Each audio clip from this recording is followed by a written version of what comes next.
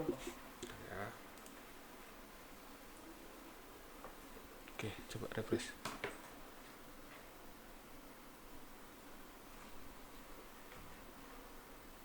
Oke. Soundnya aman kan? Tahu? Oke. Go live, go live. Go live. No, go live. Oke. Kan? Oke.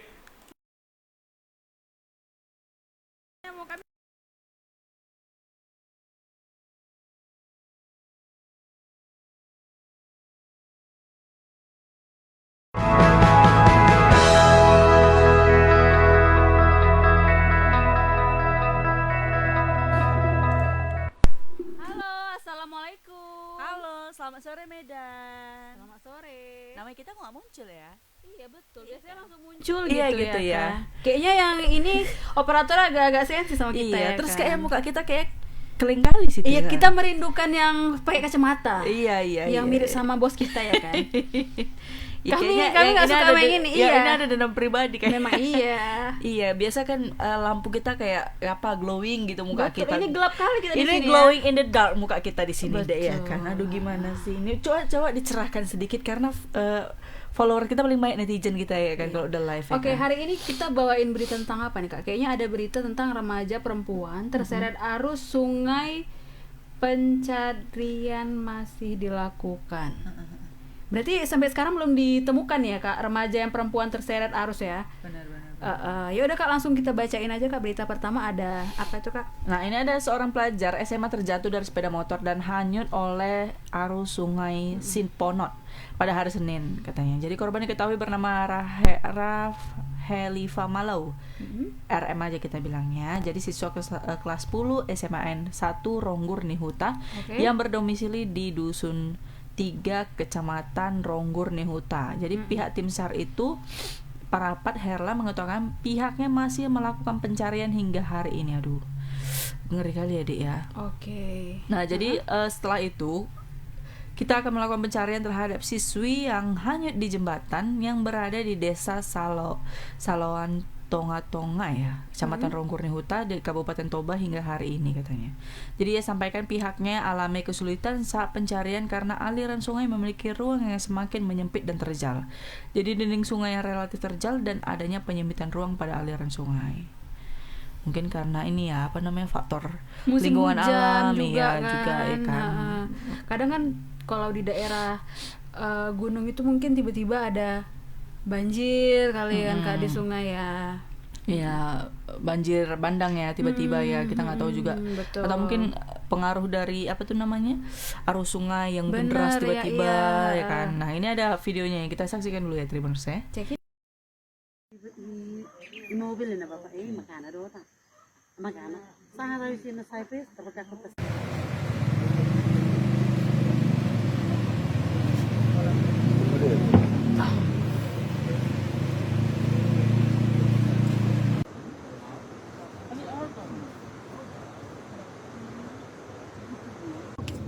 SCDC Gemini Infiberi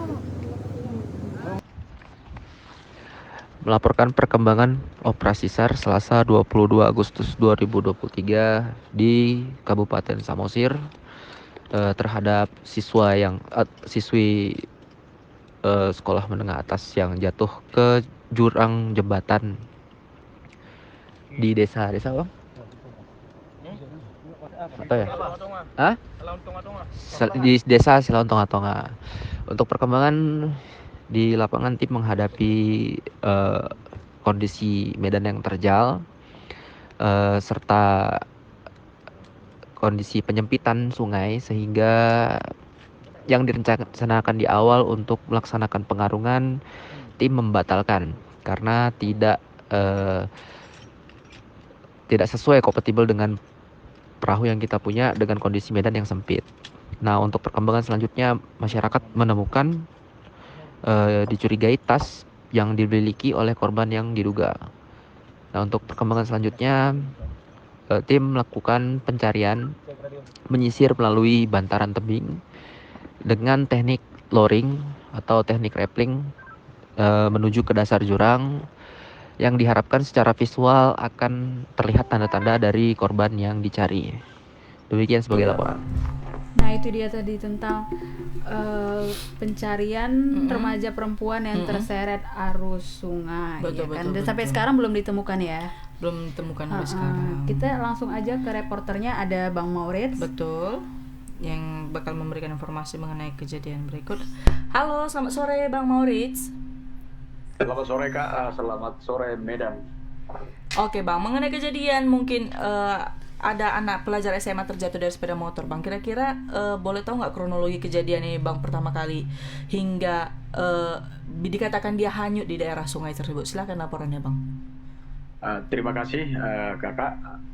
Jadi kemarin pada Senin tanggal 21 Agustus 2023 RM umur 18 tahun berangkat dari rumah. Biasanya dia menggunakan sepeda motor jenis Mega Pro gitu ya. Jadi ketika melewati jembatan tersebut diperkirakan atau diduga dia tergelincir dan jatuh ke jurang tersebut. Sepeda motornya tertinggal di atas gitu. Jadi ada saksi yang juga teman sekolahnya melihat bahwa sepeda motor itu ada di atas. Lalu dia mencoba menanya ataupun memanggil namanya, ternyata tidak ada sahutan. Lalu dia berangkat ke sekolah dan memanggil teman-temannya, karena dia sudah curiga juga bahwa si korban ini terjatuh ke jurang tersebut. Lalu setelah memanggil teman-temannya dan juga guru, dia berangkat ke tempat yang tadi, lokasi, lalu memberitahukannya kepada orang tua dan kepada pihak kepolisian. Begitulah pencarian hingga saat ini. Dan perkembangan terbaru pada hari ini dalam penyusuran itu, kan sungai itu berada di dataran tinggi dan alirannya itu mengarah ke Danau Toba. Artinya pusaran aliran itu ke Danau Toba, bermuara ke Danau Toba. Jadi mereka mengalami kesulitan karena wadah atau aliran sungai itu semakin menuju kawasan Danau Toba itu semakin menyempit seperti itu. Setidaknya melewati daerah pegunungan itu. Jadi kemungkinan besar daerah tersebut terjal karena berada di bawah jembatan jurang sekitar 25 meter dan juga ruang sungainya semakin menyempit. Ditambah lagi hujan yang begitu deras beberapa hari terakhir ini mengakibatkan volume air sungai naik signifikan. Begitu Kak. Oke Bang, apakah sudah dicoba pencarian ke daerah Danau Toba Bang? Mereka sampai saat ini sudah memasang jaring di penghujung aliran sungai sebelum memasuki kawasan Danau Toba. Tapi pada umumnya dari pengalaman kita juga di sini, pada umumnya kalau memang sudah sudah mengalir, kalau memang terbawa ke Danau Toba itu jauh lebih gampang ditemukan karena kemungkinan besar bisa tersangkut di antara pertemuan arus sungai dengan danau begitu. Tapi kalau masih daerah pegunungan itu karena ruang gerak para tim SAR itu sangat kecil, mereka akan kesulitan karena mereka juga sempat menggunakan perahu untuk mengarungi sungai. Mereka kewalahan lalu memutuskan mencari melalui bantaran sungai atau pinggir sungai itu. Oke Bang, ini sudah berapa kali terjadi Bang? Soalnya dari yang aku lihat jembatannya itu cukup licin ya Bang, bahaya gitu ya. Karena kan itu hanya terbuat dari kayu ya Bang. Iya, kalau sepintas kita lihat terbuat dari kayu. Sebenarnya tidak ada lubang-lubang, cuman pembatasnya itu yang kemungkinan ya, karena di samping kiri kanan itu terlalu lebar, bisa ruang untuk terjun bebas ke sana. Tapi kalau dasarnya itu lantainya bukan karena lantainya, bisa kita lihat di video kan rapat, papanya juga rapat sebenarnya. Oke. Jadi apa Bang tanggapan dari pemerintah setempat Bang setelah adanya kejadian seperti ini Bang? Nah, untuk dari pemerintah ya kita belum tanyakan soal itu karena masih fokus. Mereka juga pihak pemerintah masih fokus dalam pencarian dan pihak kepolisian juga masih menyelidiki soal kenapa jatuh. Bisa saja kan karena faktor lain kan. Karena artinya bukan ini menjadi jembatan yang hari-harinya digunakan oleh masyarakat. Bisa kita lihat dalam video sebenarnya rapi jembatannya dan kuat. Cuman karena pembatasnya ya Bang terlalu luas ya. Dari video kita lihat memang kita belum ke TKP dan kemungkinan besar hal ini akan kita sambangi juga TKP-nya sembari melihat perkembangan pencarian, Kak. Oke, kalau boleh tahu Bang, kira-kira seberapa lama waktu yang akan ditentukan oleh tim SAR sampai di akhir pencarian selesai? Kalau sampai sekarang kan mereka punya termin pada umumnya 3 hari dari biasanya ya, karena beberapa kejadian di kawasan Doto Bay juga kita ikuti kerjanya tim SAR, tapi pada umumnya mereka mencari sampai dapat begitu kira-kira. Tapi ada estimasinya mungkin seminggu atau sampai 3 hari sampai seminggu lah, Kak, biasanya mereka. Oke, kalau gitu kita tunggu aja perkembangan selanjutnya untuk pencariannya. Terima kasih Bang Rich untuk laporannya. Kita tunggu laporan selanjutnya. Selamat sore, Bang. Selamat sore, Kak. Selamat sore. Semoga remaja itu cepat ditemukan ya Kak. Mungkin karena juga tadi kayak perangan pun nggak ada ya kayaknya. Iya benar, karena kan tapi kalau misalnya lewat pada saat hujan gitu misalnya kan, itu kan kayu mungkin licin jalannya dan pembatasnya juga cukup nggak rapat gitu ya kan Kak, jembatan itu dia macam kayu-kayunya itu bisa aja orang jatuh ke dalam sungai itu gitu kan, apalagi dari yang dilihat itu aliran sungainya itu cukup deras ya. Betul. Karena di daerah dataran tinggi tadi katanya kan gitu. Betul, ya. mungkin itu juga penghubung ya. Iya benar. Jadi salah satu yang sarana yang paling sering dipakai masyarakat di situ ya. Iya benar. Kalau bisa pemerintah setempat membuat jembatan yang lebih layak, ya kan Kak. Kok bisa dibuatlah dari batu beton ya kan. Terus jembatannya itu kok bisa rapat pembatasnya itu kan. Jadi kalau misalnya ada licin atau apa kan nggak langsung jatuh ke bawah karena itu jurang kan bawahnya kan, bahaya perlu juga kan, kasihan. Kalau Kalau bisa pemerintah setempat diperhatikan yang seperti itu, apalagi ini kan lagi musim apa sih Kak? Penghujan. Iya musim hujan ya kan, cukup bahaya gitu. Oke. Mungkin jadi apa ya? Jadi catatan ya. Iya kan? benar, jadi catatan juga bagi pemerintah setempat juga situ ya Kak ya. Betul. Kok itu berarti harus benar-benar dilihat lah kan, karena biar jangan ada memakan korban selanjutnya gitu. Udah langsung lanjut Kak ke berita kedua, ada apa? Iya, biar karena di sini hujan juga ya kan. Iya benar. Tunggu ya. Berita kedua yang mana tadi ya? Berita kedua. Nah, ini ada Indrapura yang merupakan bagian dari tol Sumatera bagian utara wilayah. Persisnya ruang yang menghubungkan kota Kisaran dan Kabupaten Asahan menuju kota Medan telah rampung 90%. Jadi jika ruas tol Kisaran Indrapura sudah mulai beroperasi, maka jarak tempuh dari kota Medan ke Kisaran hanya akan memakan waktu selama 2 jam. Wow, jadi lebih dekat ya, dan nggak akan terkena macet.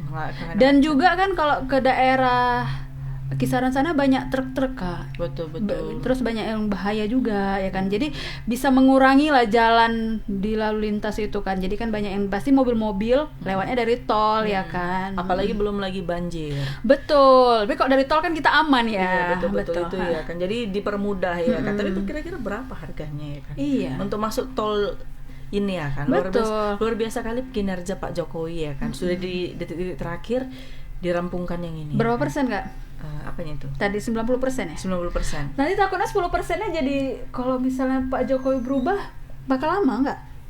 Nggak tahu juga. Nggak tahu juga, atau semakin cepat ya? Iya, pokoknya mungkin targetnya sudah mau selesai lah. Dia nggak mungkin lah dilama-lamain lagi. Kan semoga Bapak Menteri PUPR ya, iya, itu kan betul. bisa melihat apa sih namanya, mantau lah ya kan, biar cepat selesai gitu kan. Betul. Kalau bisa ya. Ya apa ya kan, sekalian lah ini ditambah lagi jalan tol mana-mana gitu ya. Betul itu. Ini ada videonya, kita saksikan dulu. Check it out.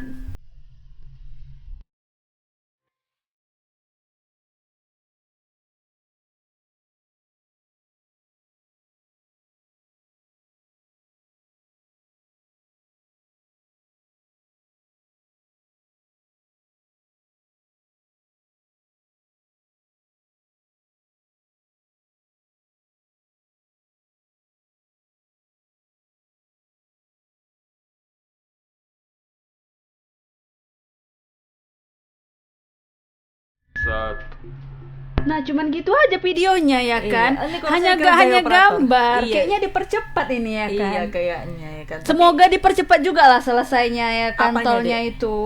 Tapi- biar bisa kita jalan-jalan bawa operator kita ke sana. Iya, kita tinggalkan dia di tengah. Iya, di tengah-tengah tol ya kan. Tapi memang luar biasa kita di bentuknya. Keren ya. kan? Udah kayak macam di luar negeri itu ya kan. Ditambah dengan suasana alam itu ya kan. Iya. Aduh, paten kali ya kan. Jadi kita kalau jalan-jalan sekarang jalan-jalan mau kemana? Jalan-jalan ke tol gitu. Habis itu iya. udah keluar dari tol balik lagi. Betul. Jadi kan apa itu namanya menghubungi kota Kabupaten Asahan menuju kota Medan ya kan. Iya, jadi kan mengurangi juga jalan lalu lintas itu jadi nggak pala macet ya kan. Jadi Tapi dia tergantung juga deh kalau misalnya makin banyak pengguna kendaraan mobil roda 4 gitu kan makin macet juga. nggak juga karena soalnya yang sampai ke tebing itu nggak buat macet, tapi kalau keluar dari tebing itu udah macet kembali. Iya kan, gitu. maksudnya perkembangan kebutuhan orang itu semakin kemampuan orang untuk membeli mobil itu kan semakin meningkat. Iya, jangan sampai kemacetan itu macam di Jakarta ya kak. Jadinya di tol pun macet gitu kan. Betul. Nah ini ada Bang Alip ya. Nah ada Bang Alip, kita tanya langsung mengenai gimana keadaannya ini. Halo, selamat sore Bang Alip.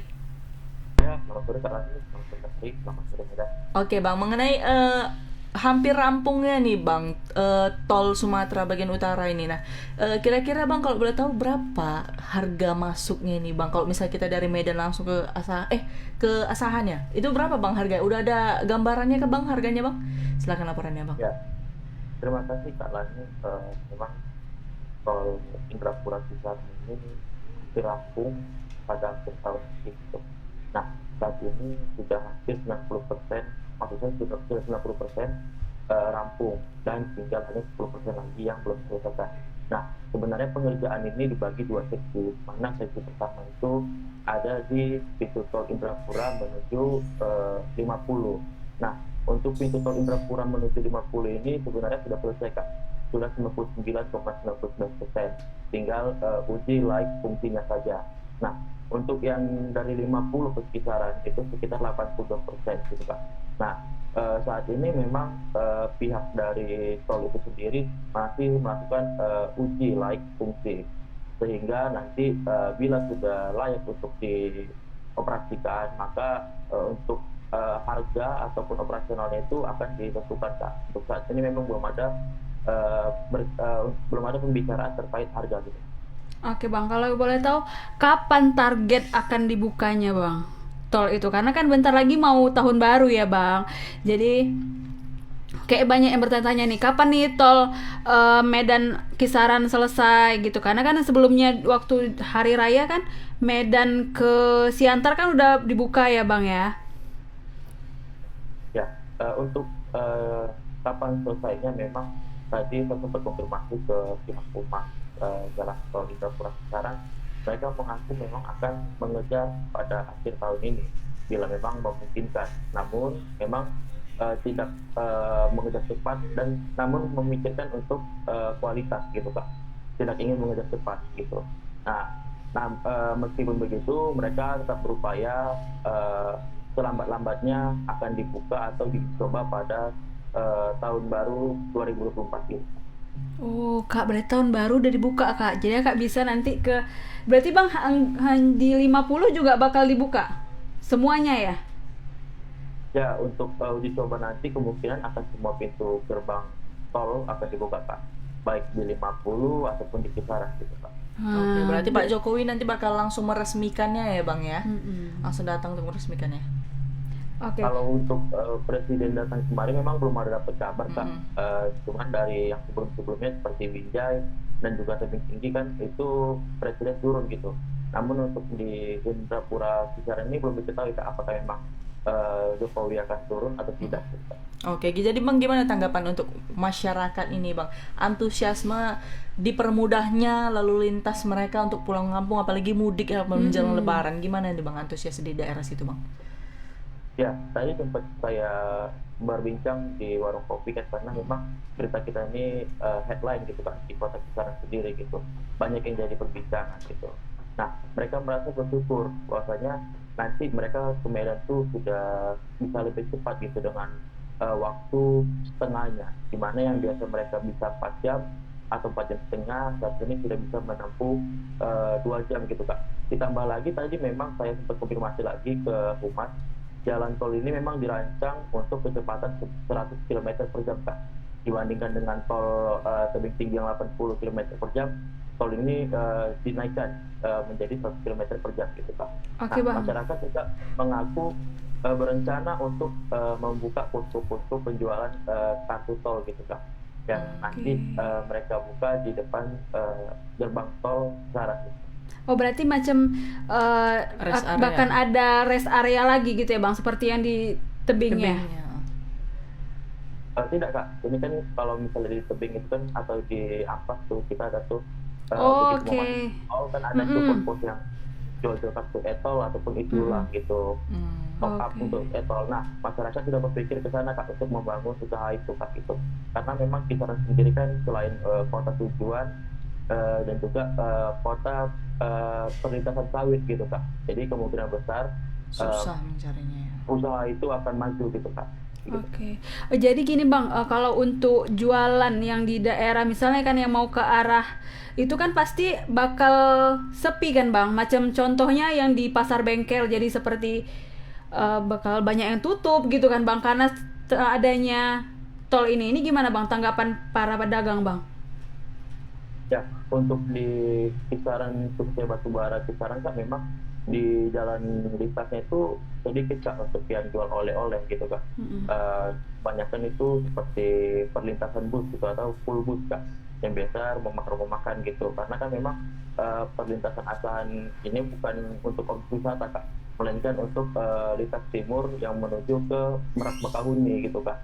Nah, jadi kebanyakan itu full bus atau tempat persinggahan Kak.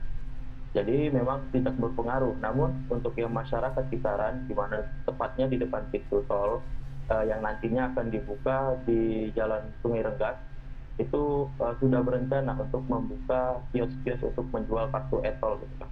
Oh, jadi buka lapangan ini ya Kak ya untuk jualan ya. Ini pekerjaan baru orang ini, Iya, ya betul. kan? Kayak luar biasa lah pokoknya. Pasti ada sisi negatif sama positifnya lah Benar. semuanya. Terima kasih untuk Bang Alip untuk laporannya. Kita tunggu sampai openingnya ya kan? Iya benar, biar kita Test ikutan. drive Bang, dia abang di situ. kalau misalnya nanti mau jalan-jalan ke sana kami ikut ya Bang. Kami juga mau tengok nih tolnya gimana Iya, ya kan live Kak? ya. Iya benar. Apalagi di TikTok Bang Alip ini sekarang udah ini. Oh iya, Bang Alip TikToknya ada banyak ya? Banyak. Iya. Oh. Saingan lah pokoknya semua, Sama ya Tribun kan? Medan Iya, ya. gitu lah pokoknya, Bang. Tinggal centang biru aja Bang Alip ini ya. Oh kan? iya Bang, jangan beli ya centang birunya ya. Enggak loh deh. Oh enggak. Terima kasih Bang Alip. Selamat sore Bang Alip. Selamat sore. Selamat sore Kak Tari, selamat sore Medan. Nah Nah itu dia Kak tentang kok centang biru jadinya. tentang tol. Tentang tol yang dari Medan mau ke Kisaran. Sebelumnya 50 Kampung Kakak ya. Jadi kan nanti ke sana gampang. Ya Jalan kan? kaki, kalau jalan kaki susah deh. Iya. Tapi tetap mungkin sarana yang paling enak buat anak-anak itu tetap naik kereta api. Naik kereta kan? api ya, biar nggak mabuk. Iya. Tapi terus kan kalau kami lebih bagus dari tol Kak. lebih santai gitu kan. Kalau misalnya naik kereta api kan bisa dada-dada. Anakku nggak bisa naik kereta api. lari-lari. Iya ya. lari sana lari jadi bahaya, nyubitin orang dia. Oh. Jadi orang resah ya kan. Bagusnya di mobil tidur di situ letak ya kan. Betul. Memang semuanya ada apa ya, negatif sama positifnya kan. Iya, betul. Semakin perkembangan mungkin ya kan. Jadi gimana lah pokoknya ya kan. Jadi setidaknya memajukan Iya, betul. memajukan di daerah situ ya kan. Jadi orang-orang kok mau jalan-jalan orang luar negeri datang gitu Iya, ya lebih kan. mudah gitu ya Dipermudah kan. Nggak Medan macet-macetan. Kisaran cuma 2 jam.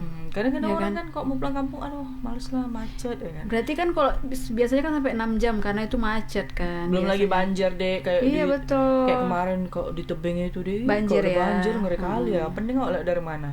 Itulah ya akan mengenai tolnya. Ini ada berita ketiga nih, Dek. Berita apa, Kak? Iya, silakan, Dek. Aduh, berita tentang apa sih berita ketiga? Ih, diculik, Kak. Siapa yang diculik ini? Kok bunyi tiba-tiba? Iya, kan? Kenapa? Oke, siapa? Tentang Mana apa tuh beritanya? berita ketiga, Dek? Oh, tentang ini, Kak. Ini beneran diculik atau hanya Apa gimmick tuh? nih? Enggak. Kok suara kita nggak ada tiba-tiba? Masa sih nggak ada? Cek. Cek. Ada kan produser suara kami? adanya. Ada. Perasaan kali lah. Iya, kurasa. Nah, ini baru dihidupi dia lagi. Kayaknya dia sengaja ya kan. Iya, Nah, iya. jadi produser film Dilan 1990 diduga diculik saat ditinggal beli makanan.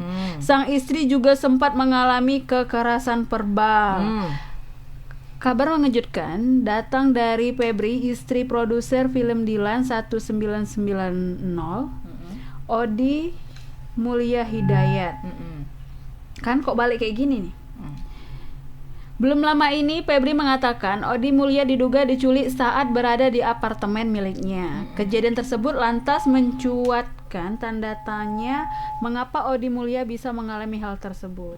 Diketahui dari YouTube KH Infotainment Selasa 22 Agustus 2023, Febri mengakui sebelum kejadian nahas itu menimpa Odi Mulia, suaminya pernah memiliki masalah dengan orang lain.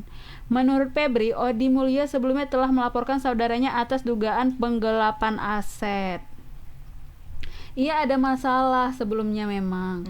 Sebelum diduga diculik ini, Pak Odi melaporkan saudaranya perihal penggelapan aset pernikahan kami, sambungnya. Atas hilangnya Odi Mulia secara mengejutkan dari apartemennya, Febri pun membuat laporan polisi atas dugaan penculikan. Kemarin lapor di Polda atas dugaan penculikan Pak Odi, orang sakit, terangnya. Ia pun diketahui telah menyerahkan sejumlah bukti berupa rekaman kamera pengawas dan saksi atas peristiwa tersebut. Barang bukti rekaman CCTV dan saksi-saksi kejadian, ungkapnya.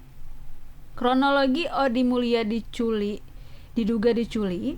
Dalam kesempatan itu Febri juga membeberkan kronologi singkat dengan suaminya diculik. Saat Febri meninggalkan Odi Mulia di apartemennya. Berarti si yang mau buat film Dilan itu ya? Yang membuat film Dilan itu kan? Yang diculik.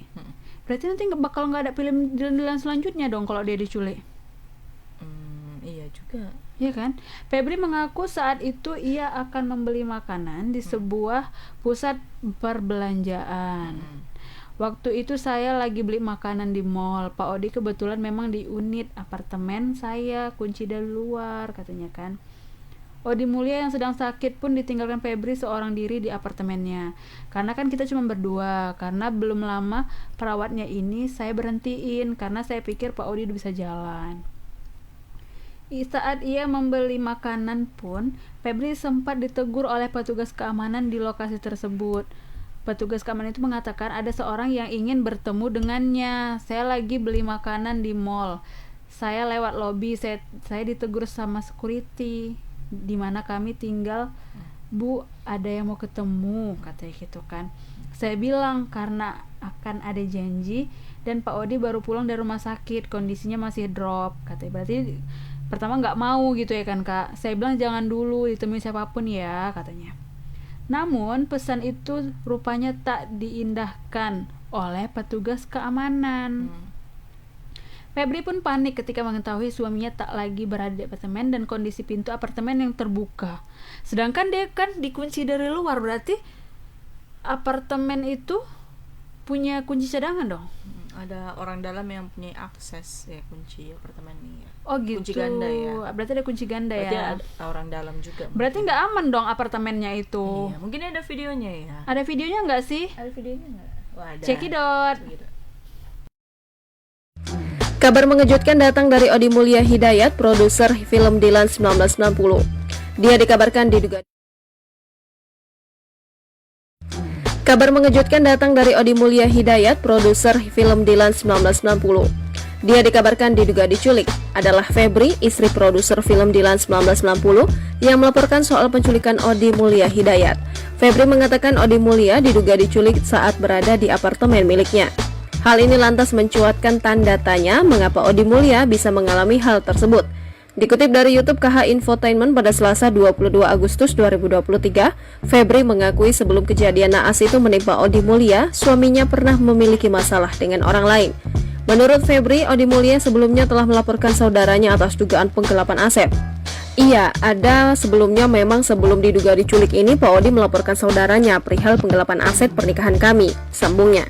Atas hilangnya Odi Mulya secara mengejutkan dari apartemennya, Febri pun membuat laporan polisi dugaan penculikan. Kemarin lapor di Polda atas dugaan penculikan Pak Odi, orang sakit, terangnya. Ia pun diketahui telah menyerahkan sejumlah bukti berupa rekaman kamera pengawas dan saksi-saksi atas peristiwa tersebut, barang bukti, rekaman CCTV dan saksi-saksi kejadian, ungkapnya. Dalam kesempatan itu, Febri juga membeberkan kronologi singkat dugaan suaminya diculik saat Febri meninggalkan Odi Mulya di apartemennya. Febri mengaku saat itu ia akan membeli makanan di sebuah pusat perbelanjaan. Odi Mulya yang sedang sakit pun ditinggalkan Febri seorang diri di apartemennya. Karena kan kita cuma berdua, karena belum lama perawatnya ini saya berhentiin. Karena saya pikir Pak Odi sudah bisa jalan, terangnya. Saat ia akan membeli makanan pun, Febri sempat ditegur oleh petugas keamanan di lokasi tersebut. Petugas keamanan itu mengatakan ada seseorang yang ingin bertemu dengannya. Saya lagi beli makanan di mall, saya lewat lobi. Saya ditegur salah satu security di mana kami tinggal bilang, "Bu, ada yang mau ketemu." Saya bilang, "Siapa?" Karena akan nggak ada janji dan Pak Odi juga baru pulang dari rumah sakit, kondisinya masih drop. Saya bilang jangan dulu ditemui siapapun, bebernya. Namun pesan itu rupanya tak diindahkan oleh petugas keamanan. Febri pun panik ketika mengetahui suaminya tak lagi berada di apartemen dengan kondisi pintu apartemen yang terbuka. Saya pikir pesan saya diindahkan sama security. Pas saya pergi makan ke mall, terus saya balik ke unit, udah nggak ada Pak Odinya, jelasnya. Pintu unit udah kebuka setengah, saya panik, saya taruh makanan di lantai. Saya kejarlah security yang sempat nanya tadi. Saya pikir tahu, akhirnya security-nya bilang nggak tahu apa-apa. Pungkas Febri.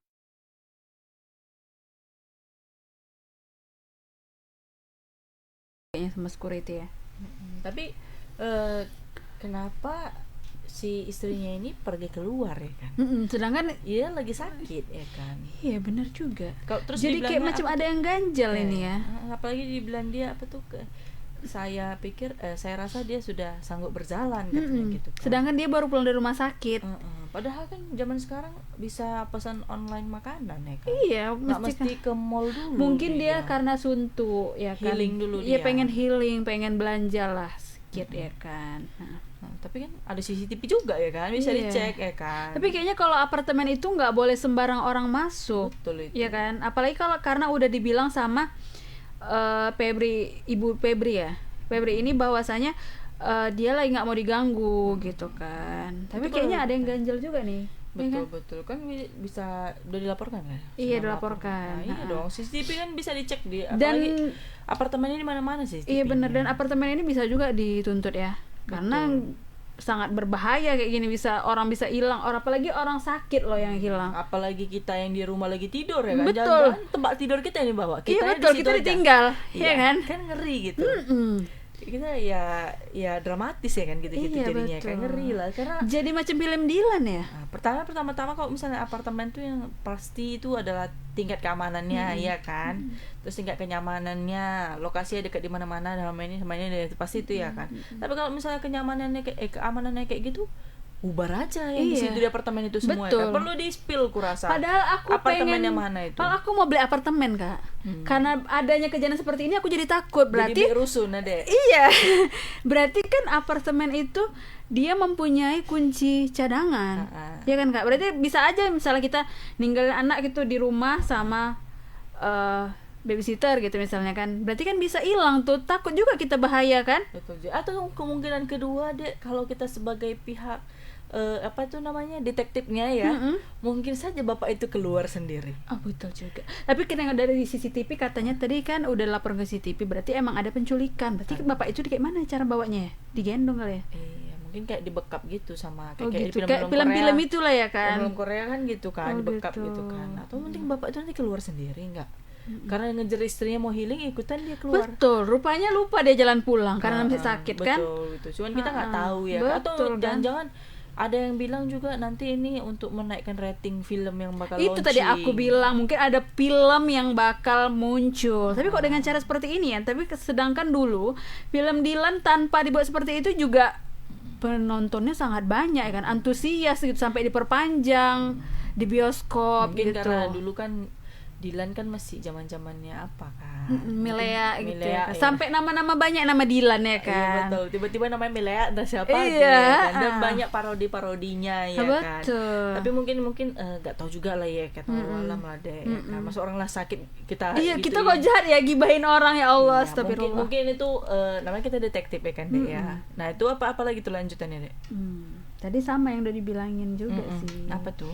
Ya kan. Jadi oke, saya kata si Febri itu, saya pikir pesan yang saya indahkan sama security pas saya pergi makan, berarti dia pas saya pergi makan ke mall.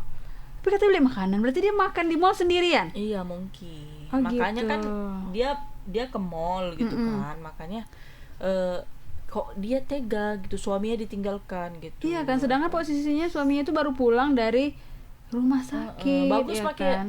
pesan pakai online lah. Iya kan, sekarang. selagi Masa- banyak kan Iya. pesan-pesan online kan. Lebih apa nggak jauh-jauh ya Betul kan. itu. Makanya itu. Terus katanya kan pintu unit udah kebuka setengah. Saya panik, saya taruh makanan di lantai, katanya gitu kan.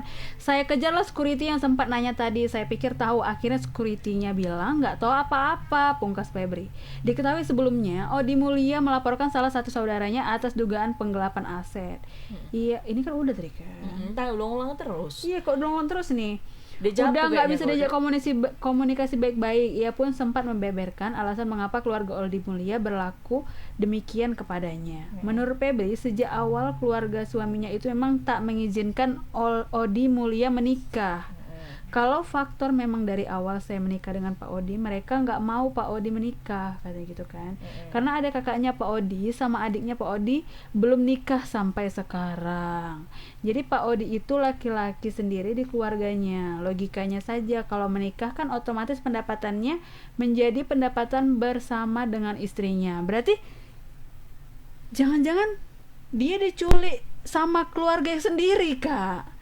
Karena nggak tega, karena si Febri ini makan di mall, dia dibawa pulang ke rumah sama kakak sama adiknya, jangan-jangan mau dirawat, Kak. Oh ya juga ya kan, diambil sama saudara sendiri. Iya, ya. karena tahu dia sendirian. Atau jangan-jangan Pak Odinya yang nelpon, tolonglah aku ditinggal di rumah, katanya kan, di apartemen.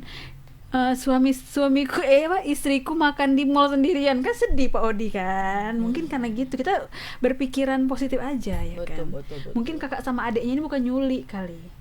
Tapi kita nggak boleh seuzon juga ke mereka ya kan. Entah jangan-jangan bukan mereka juga gitu. Itu kejadian tanggal berapa? Nggak tahu, nggak ada di situ kan. Hilang lagi loh nanti. Enggak. Ini betul ya, nggak ada ya di sini ya. Tertera tanggal berapa ya?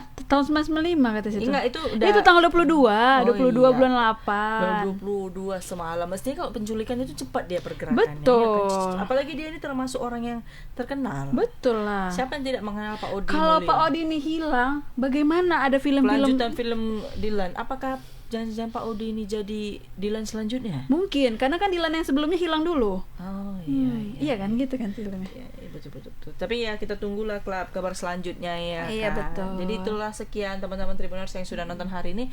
Terima kasih yang sudah menyaksikan Selamat Sore Medan setiap hari Senin sampai hari Jumat jam 5 sore pastinya dengan host-host terkece-kecenya ya kan. Jadi saya Lani, Saya Tari. dan kru yang bertugas pamit undur diri. Mohon maaf kalau ada salah-salah kata Tribuners. Assalamualaikum. Selamat sore Medan.